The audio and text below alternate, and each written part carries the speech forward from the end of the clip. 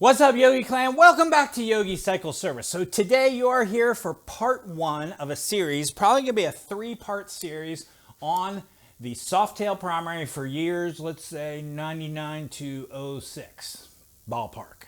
This is a 2003 FLSTF Fat Boy. We are going to be taking off the primary, both the outer and the inner cover today, which means the outer cover, all the guts, and then the inner cover. I'll be putting all new seals on the inner cover and the outer cover and putting it all back together, and that video will probably be rolling out in a week. So we're going to do one video on the seals and then one video on putting it together, so you got a whole complete picture of the primary and what it's going to look like, both taking it on and taking it off. Now I will say I did do a video last week about tire plugs. If you haven't seen that video, you got to check out that video because I talked about rope plugs and mushroom plugs. But the reason why I'm taking the primary off now is because I still have the rear wheel off of the bike, because it makes it a whole lot easier to take off the inner primary if you have the rear wheel off the bike, because you can take off this mud flap over here and go through from the back of the bike to get to this bolt on the starter. The other starter bolt, the front one, right in this area here, you can get from the other side with a long T-handle extension or extension on your socket, which is probably the way we'll attack it. But this one in the back that's over here, we will get from behind the mud flap. My problem is 2 years ago when I took this primary off to put a belt on, when I put it back together, I used James gaskets. I've used James gaskets in the past. Generally, I have not had a problem with them, but here in the past couple of years, I've had a lot of problems with James gaskets. So I'm not going to use James gaskets. I have bought the Harley gaskets. And honestly, ordering the James gaskets online is about the same price difference as getting the Harley gaskets just straight from the dealer. And the dealers usually carry every single one of the gaskets in stock.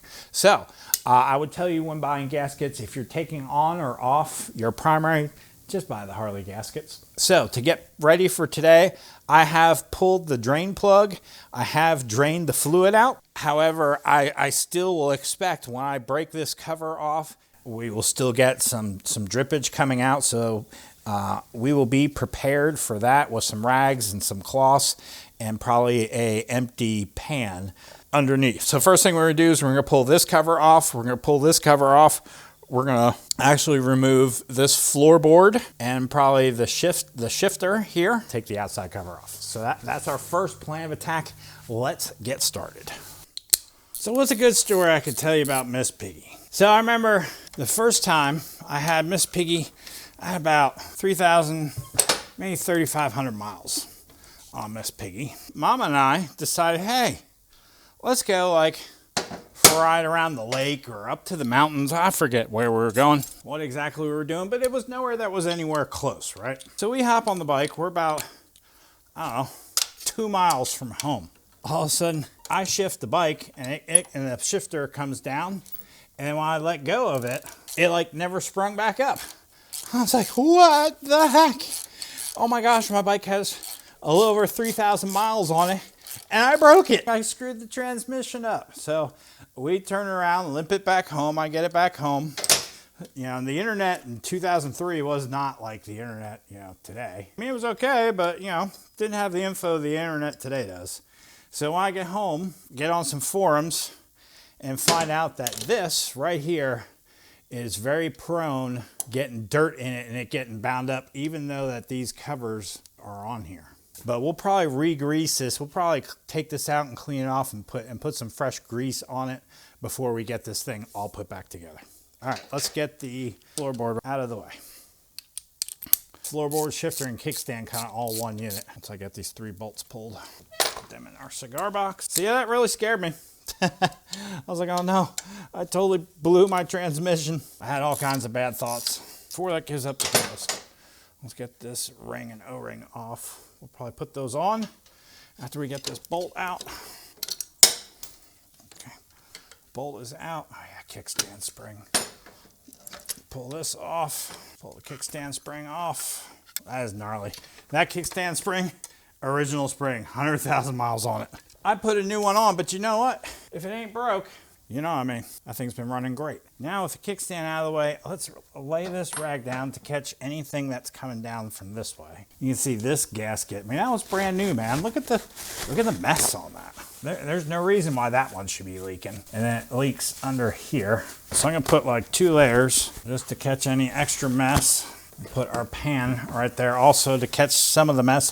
First, I'm gonna take these 4 out and then take this cover off. I believe those are T27s. Yep, T27 for these 2. 2 of these should be short and 2 should be long. Go ahead and break these open. Okay, all broken open.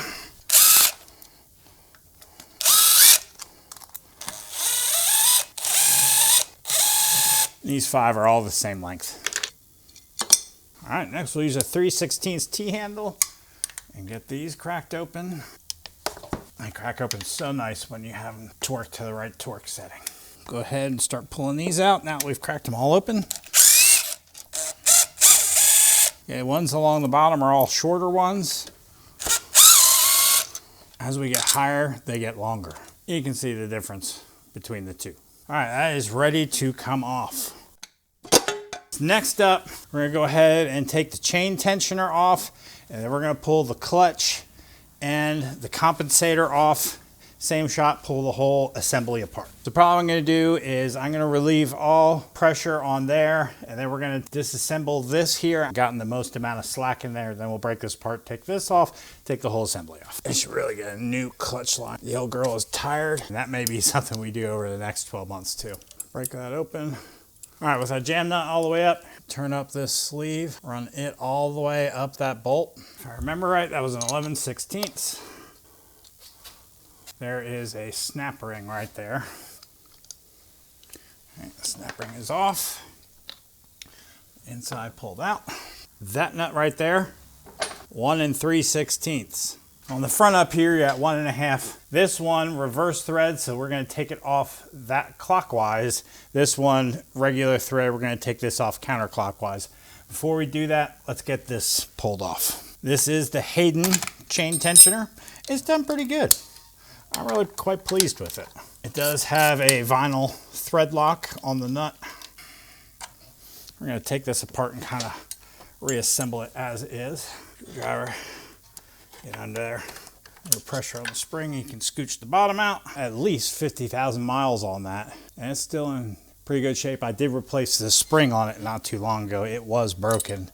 2 years ago, I think when we replaced this, the spring was broken.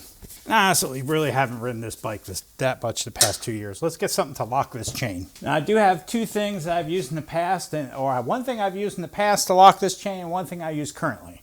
In the past, I took some decking board, 5/4 board. You can see this has been used quite extensively. I used to have a stepped notch that I cut in here. It's pretty much gone, but you know what? This still works.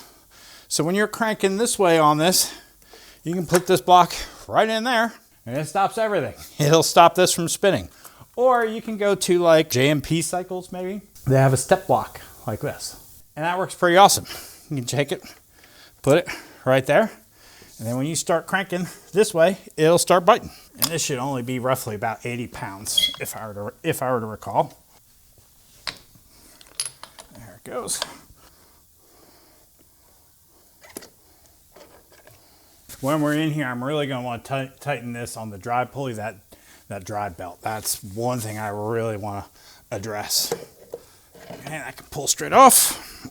All right, with that off and out of the way, we can pull these bolts here, take our starter pinion gear off or starter gear off, and then go around to the other side, pull the starter bolts, and boop, it should be off and free and good to go. So pull up these tabs, 1, 2, 3, 4, 5, 6, there are 6 tabs. Make sure you pull them out of the way, that way you can put a socket on there and take those off. Screwdriver, bend those out of the way, bend them out of the way.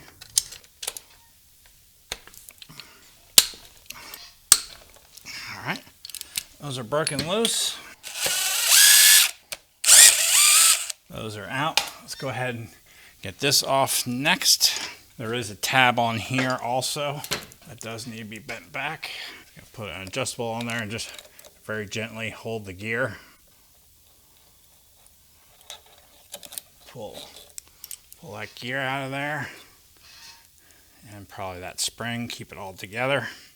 Now we're ready to go to the other side and attempt to get that bolt out. Take the mud flap off, get the other bolt out. And then this primer should come right off. One of the other things I really want to do while we have this primer off, I want to pull my stator cover off. It is kind of difficult to pull off because there is a magnet behind there. But after we get this inner primary cover off, I'm going to pull that stator off because that stator has 100,000 miles on it, and I want to verify its state of condition before I take the time to put all this back together. Because I mean, hey, it's like 80 to 100 bucks, I think, give or take, for a new stator for here. So if it needs a new stator, the time to do it is now. We're gonna inspect that once we have this inner primary cover off. Let's go around to the other side, shall we? This one's probably gonna be fairly difficult for you to see, but I will try to show it to you the best I can, okay? In the back there is a bolt. When you zoom out, I'm looking like that, okay? There's one. So we're gonna attempt to get that one through this spot where my flashlight is, right there. We should be able to get that one without a problem. The second one is like back in there. So instead of trying to fight through here, we're gonna take off this mud flap because it should be like right about there and go through the back, okay? Let's get this front one first and then we'll hop to the back one so you know what I'm trying to get after, okay? Let's do it. I got a really long extension with an Allen on it. This extension has a ball on the end so it can turn and rock. That way you can kind of get around some things while you're trying to get it in there. I believe we have it set. There we go, got it loose.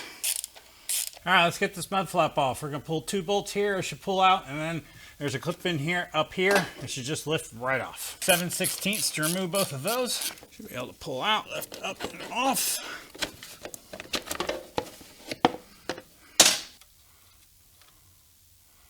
Let's get these 2 bolts pulled.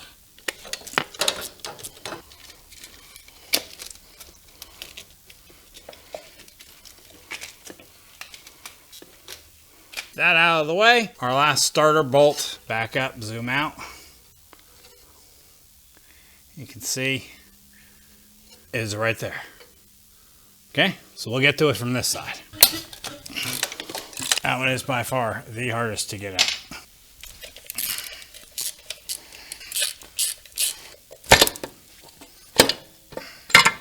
There we go. It is off.